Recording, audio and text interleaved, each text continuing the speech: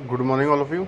आज हम financial duties and risk management के अंदर हमारा मॉड्यूल नंबर 6 स्टार्ट कर रहे हैं। यूनिट 4 के अंदर हमारा module number 6 interest rate market से रिलेटेड है। और अगर आप देखें तो हमारा जो कंटिन्यूस लेक्चर है वो लेक्चर नंबर 33 है, जहाँ पे आज हम पढ़ेंगे टाइप्स ऑफ रेट्स के बारे में कि कौन कौन सी रेट्स होती हैं। तो आज के लेक्चर के अंदर सबसे पहले हम समझते हैं कि व्हाट इज़ इंटरेस्ट। अगर हम देखें तो interest is the grease that gets the credit and lending trains rolling and it's integral part of way money moves in the financial sector.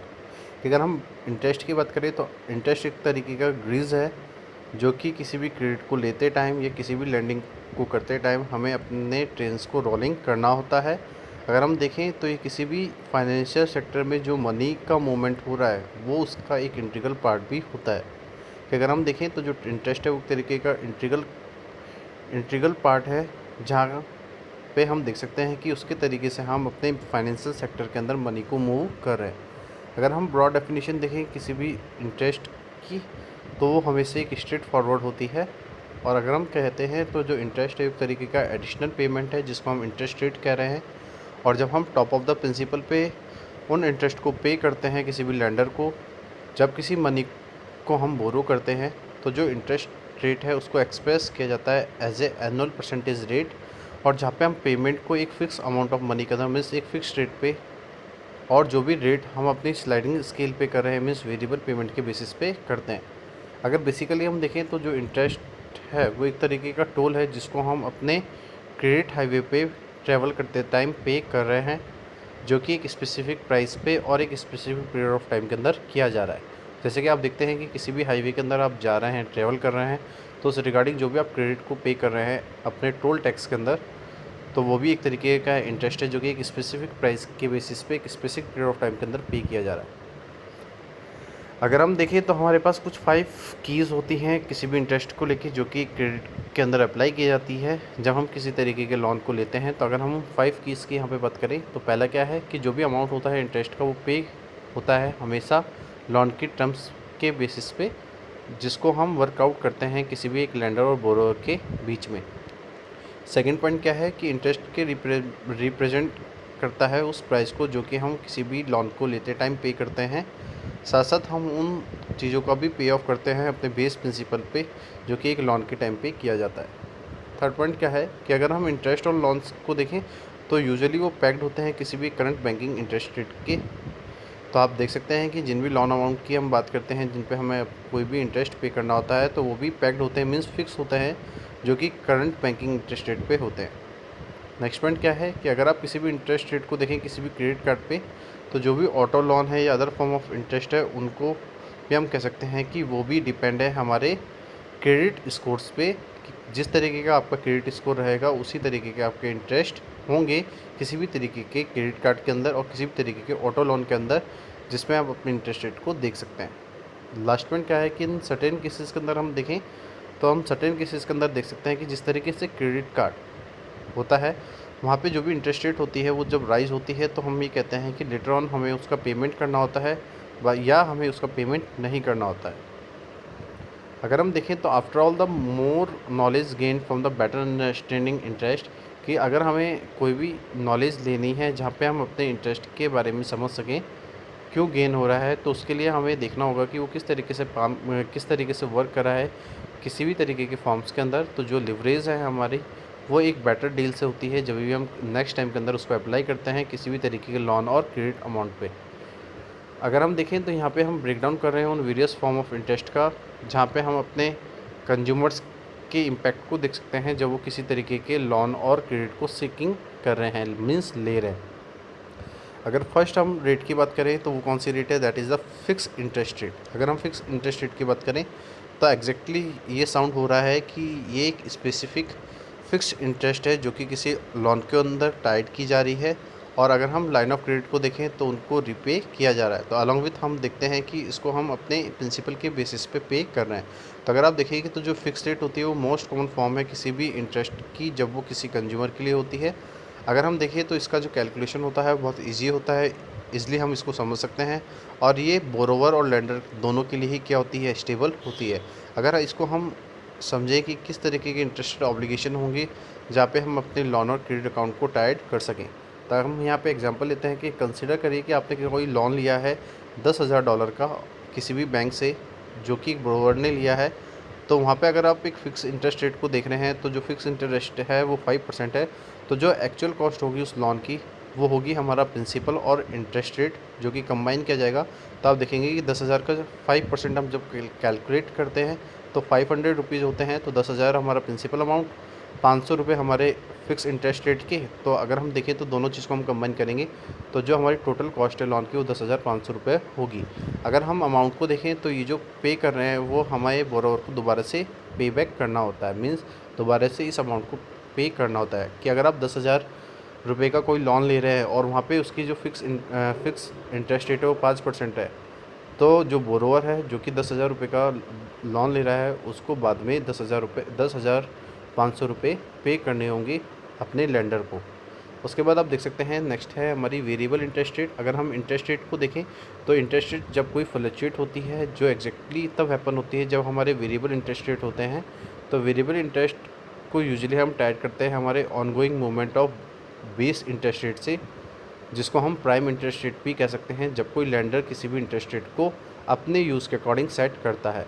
अगर हम देखें तो जो भी बोरोवर्स है, जो भी किसी तरीके के लोन बेनिफिट्स लेना चाह रहा है, तो वो अपने तरीके से अपनी वेरिएबल रेट्स को सेटअप करता है, जो कि एक प्राइम इंटरेस्ट रेट होती है, जो कि डिक्लाइन होती है हमारे इकोनॉमिक के टफ टाइम के अंदर। तो हम कह सकते हैं कि अगर कोई बेस इंटरेस्ट रेट राइज हो रही है तो जो हमारी वेरिएबल रेट है लोन की किसी भी बोरोवर के लिए, वो हमेशा फोर्स करेगी कि वो ज़्यादा से ज़्यादा इंटरेस्ट को पे करे। अगर जो हमारी लोन की जो इंटरेस्ट रेट है अगर वो राइज़ हो रही है तो हम उसको टाइड करेंगे हमेशा एक प्राइम इंटरेस्ट रेट से, मीन्स एक वेरिएबल इंटरेस्ट रेट से। अगर बैंक की अगर बात करें तो बैंक इस तरीके की रेट्स को इसलिए करता है क्योंकि वो अपने आप को प्रोटेक्ट करना चाहता है किसी भी इंटरेस्ट रेट को लेके, जो कि मार्केट के अंदर फ्लक्चुएट हो रही है। तो किसी भी पॉइंट के अंदर वो बोरोवर से चाहता है कि वो पे करे उस लेस अमाउंट के इंटरेस्ट को, जो कि एक मार्केट वैल्यू ऑफ इंटरेस्ट को बता रही है किसी भी लोन और क्रेडिट को लेने के लिए। अगर हम देख सकते हैं तो बोरोवर हमेशा इस तरीके के एडवांटेज को गेन करता है। तो अगर हम कह सकते हैं कि जो प्राइम रेट है वो हमेशा goes down after they approve the credit और लोन। तो जो भी हम क्रेडिट और लोन ले रहे हैं तो उसके अप्रूवल के बाद हम देखते हैं कि जो प्राइम रेट है वो हमारी कम हो जाती है, और जब हम उसके रिगार्डिंग ओवर पे करते हैं उस लोन के, तो वो हम अपने वेरिएबल रेट के बेसिस पे करते हैं, जो कि एक तरीके की टाइड है किसी भी प्राइम इंटरेस्ट रेट को लेके। इसके बाद आप देख सकते हैं कि नेक्स्ट जो हमारी रेट होती है that is the annual percentage rate, जिसको हम APR कहते हैं। अगर हम एनुअल परसेंटेज रेट की बात करें तो ये वो अमाउंट है हमारे टोटल इंटरेस्ट का जिसको हम एक्सप्रेस कर रहे हैं एनुअली, जो कि किसी टोटल कॉस्ट ऑफ लोन को बता रहा है। तो अगर हम देखें तो क्रेडिट कार्ड कंपनीज जब भी किसी तरीके के पेमेंट्स परसेंटेज रेट को यूज़ करती हैं तो वो हमेशा APR को सेट करती है अपने इंटरेस्ट रेट में, जहाँ पे वो कंज्यूमर के बेसिस पे एग्री करती है कि वो अपने बैलेंस को कैरी करेंगे किसी भी तरीके के क्रेडिट कार्ड अकाउंट के अंदर। तो आप देख सकते हैं कि APR का जो कैलकुलेशन होता है वो फेयरली बहुत सिंपली होता है, क्योंकि ये एक तरीके की प्राइम रेट होती है। जब हम अपने प्राइम रेट के अंदर अपने बैंक या लेंडर के मार्जिन को प्लस कर देते हैं, जो कि हमें अपने कंज्यूमर से चार्ज करने हैं, तो इसके रिजल्ट में हम देख सकते हैं कि उस तरीके की रेट को हम एनुअल परसेंटेज रेट कहते हैं। इसके बाद आप देख सकते हैं कि प्राइम रेट होती है हमारी नेक्स्ट रेट। तो अगर हम प्राइम रेट की बात करें तो prime rate is the interest rate that banks often give favoured customers for loan. अगर हम प्राइम रेट की बात करें तो प्राइम रेट वो इंटरेस्ट रेट है जो कि बैंक अपने एक फेवर कस्टमर के लिए किसी भी लोन के लिए दे रही है। तो इसके ट्रेंड्स में हम रिलेटिवली देखते हैं ये बहुत लोअर होती है, जो कि एक यूजुअल इंटरेस्ट रेट होती है जो कि हम अपने कस्टमर से ऑफ़र करते हैं। तो जब हम अपने कस्टमर्स को एक रेगुलर इंटरेस्ट रेट ऑफर कर रहे हैं उससे कम जो रेट होती है उसको हम बोलते हैं that is the prime rate. अगर हम प्राइम रेट की बात करें तो ये हमेशा एक फेवर कस्टमर के लिए होती है जो कि किसी तरीके के लोन को बैंक से लेता है। तो अगर हम देखें तो जो प्राइम रेट है उसको टाइड किया जाता है किसी भी US फेडरल फंड रेट से। तो अगर हम देखें तो जो रेट है ये बैंक टर्न करता है जब वो किसी तरीके की बोरोइंग या लैंडिंग करता है किसी भी कैश के बीच में। अगर हम देख सकते हैं तो जो मेन स्ट्रीट है हमारे अमेरिकन, तो उसके अंदर हम यूजुअली किसी भी तरीके की प्राइम इंटरेस्ट रेट पे डील नहीं करते हैं, क्योंकि यहाँ पे जो भी बोरोवर है जब वो किसी तरीके के मॉर्गेज लोन या ऑटो लोन या पर्सनल लोन को लेता है तो जो भी रेट बैंक चार्ज कर रही है उन लोन्स पे वो हमेशा प्राइम रेट पे किया जाता है। इसके बाद आप देख सकते हैं नेक्स्ट इज़ डिस्काउंट रेट। अगर हम डिस्काउंट रेट की बात करें तो discount rate usually build up होती है किसी भी एक जनरल पब्लिक के लिए, जो कि एक इंटरेस्ट रेट होती है किसी भी फेडरल रिजर्व की, जो कि किसी भी मनी के लैंड के लिए यूज़ की जाती है किसी भी फाइनेंशियल इंस्टीट्यूशन से, जो कि एक शॉर्ट टर्म पीरियड की होती है। हम कह सकते हैं कि अगर हम शॉर्ट टर्म पीरियड की बात करें तो वो एक दिन भी हो सकता है या एक ओवरनाइट भी हो सकती है। तो जब बैंक लीन कर रहा है उस डिस्काउंट रेट को जहाँ पे वो कवर करना चाह रहा है अपने डेली फंडिंग शॉर्टेज को, तो उसको करेक्ट करने के लिए हम एक अपनी लिक्विडिटी इशू के लिए या अपने जेन्युइन क्राइसिस के लिए बैंक क्या करता है, इस तरीके की डिस्काउंट रेट को लेता है जो कि कम हो रही होती है। इसके बाद आप देख सकते हैं नेक्स्ट जो रेट है हमारी, that is the simple interest. अगर हम अपनी टर्म को देखें सिंपल इंटरेस्ट को, तो ये जो रेट है जो कि बैंक कॉमनली यूज़ कर रहा है, तो उसके लिए वो कैलकुलेट कर रहा है उस इंटरेस्ट रेट को जो कि वो अपने बोरोवर से चार्ज कर रहा है। तो जो कंपाउंड इंटरेस्ट है वो हम other common form of interest rate में देखते हैं जब हम कैलकुलेशन करते हैं, जब कोई लेंडर उसका यूज़ करता है। जिस तरीके से APR होती है, एनुअल परसेंटेज रेट होती है, उसी तरीके से हम जो कैलकुलेशन करते हैं सिंपल इंटरेस्ट की, वो भी एक बेसिक स्ट्रक्चर की होती है। तो जब कोई बैंक उसका कैलकुलेशन करता है तो वो यूज़ करता है इस तरीके की सिंपल इंटरेस्ट को, जो कि उस पर डिटरमाइन की जाती है। तो अगर हम देखें तो सिंपल इंटरेस्ट को कैलकुलेट करने का एक फार्मूला होता है, that is the principal into interest rate into time upon 100। तो अगर हम एग्जांपल देखें यहाँ पे कि आपने किसी भी मनी मार्केट अकाउंट के अंदर 5,000 रुपये डिपॉजिट कराए हैं और उसके लिए आपको पे करने पड़ रहे हैं 1.5% इंटरेस्ट रेट, जो कि 3 ईयर्स के लिए है। तो कॉन्स्टिक्वेंटली अगर हम देखें तो जो इंटरेस्ट हम अपने बैंक में उस 3 ईयर्स के अंदर पीरियड के अंदर अर्न कर रहे हैं, तो जो सिंपल इंटरेस्ट होगा वो क्या होएगा, तो आप देखेंगे कि 5,000 इंटू 1.5 इंटू 3 अपॉन 100। तो इस तरीके से कैलकुलेशन करेंगे तो वो जो आपका आंसर आएगा वो एक तरीके की सिंपल इंटरेस्ट होगी। उसके बाद अगर हम कंपाउंड इंटरेस्ट की यहाँ पे बात कर रहे हैं, तो जब बैंक्स ऑफ्टन कर रहा है कि वो किसी भी कंपाउंड इंटरेस्ट का यूज़ करेगा अपनी बैंक रेट्स को कैलकुलेट करने के लिए, तो इस सेंस में हम कह सकते हैं कि जो कंपाउंड रेट है उसका कैलकुलेट हम अपने 2 की कंपोनेंट्स ऑफ लोन या प्रिंसिपल या इंटरेस्ट रेट के बेसिस पे करते हैं।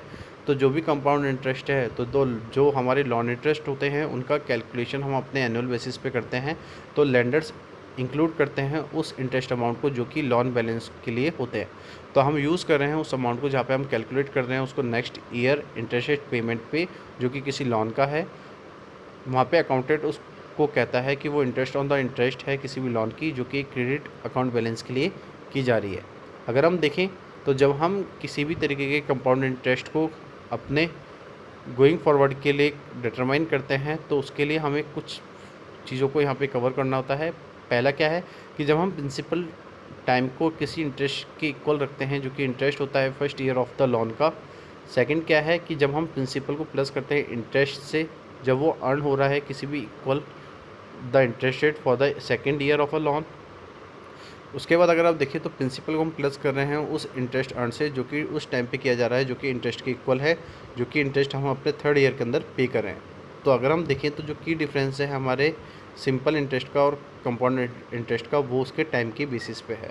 कि अगर हम देखें तो जो सिंपल इंटरेस्ट होता है वो कंप्लीट ईयर का एक साथ ही कैलकुलेट किया जाता है, लेकिन अगर हम कंपाउंड इंटरेस्ट की बात करते हैं तो उन इंटरेस्ट को हम हर एक ईयर के बेसिस पे कैलकुलेट करते हैं, जो कि प्रिंसिपल अमाउंट में उन इंटरेस्ट के बराबर किया जाता है।